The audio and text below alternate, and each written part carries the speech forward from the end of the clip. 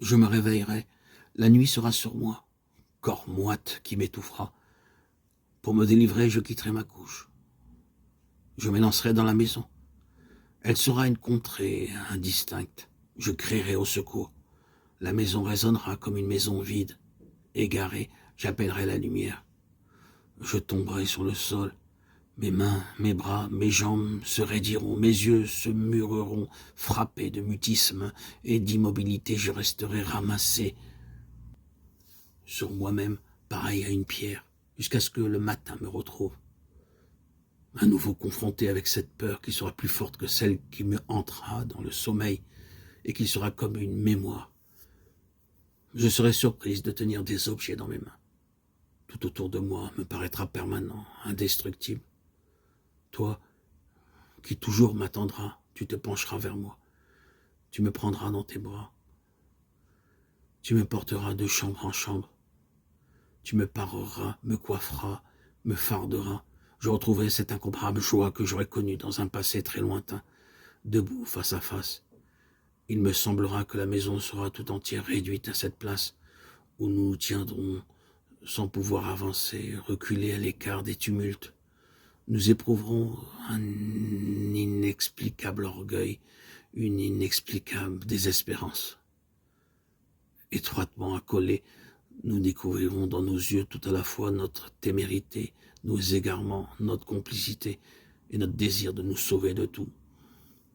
Déféré devant moi-même, je serai surprise de la force extrême de mon angoisse. J'aurai une mort lente, douloureuse, pleine de supplications, de visions terribles. On sera autour de moi, couronne mortuaire dont je serai le centre, bouquet de sombres anémones. J'entendrai des paroles douces, vaines, pleines d'un faux enjouement. J'éprouverai un chagrin sans larmes.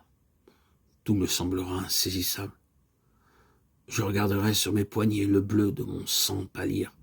Je me demanderai si, étendu sous la pierre, je connaîtrai enfin le visage qui est le mien. Ce sera le milieu de l'été. Ma mort sera cet été, ombre portée des arbres sur les vitres, embrasement des bois, poudroiement des chemins, chants étourdissants des oiseaux, odeur de roussi des plantes. J'aurai l'impression de peser de tout mon poids sur la terre. On se penchera vers moi. Dans les yeux, je verrai s'effacer ma vie. La peur pénétrera en moi. Je crierai pour la refouler. Ces cris seront ma vie que je voudrais défendre. Ma vie qui m'inspirera une tendresse si poignante que j'éprouverai le besoin de tout lui sacrifier. Et je découvrirai en même temps que l'exigence de mes désirs la certitude de ma disparition. Cependant, mon corps continuera à lutter, comme si, en cet instant où tout me quittera, la peur, la joie, les rêves, il était impérissable. On sera épouvanté par mon refus. On me regardera stupéfait.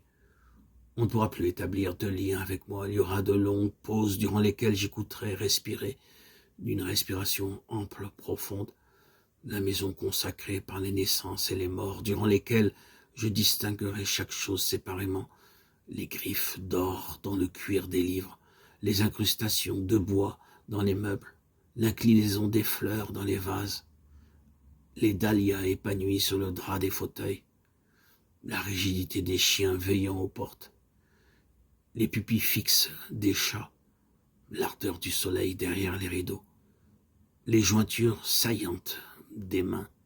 Les jours, les semaines, les mois, les années s'accumuleront. Le passé s'élancera vers moi comme une féerie d'automates. Je ne verrai plus rien de vivant en ce monde. De salle en salle, je gagnerai la chambre. Je me souviendrai jamais de cette journée. Elle s'enfoncera avec moi dans le temps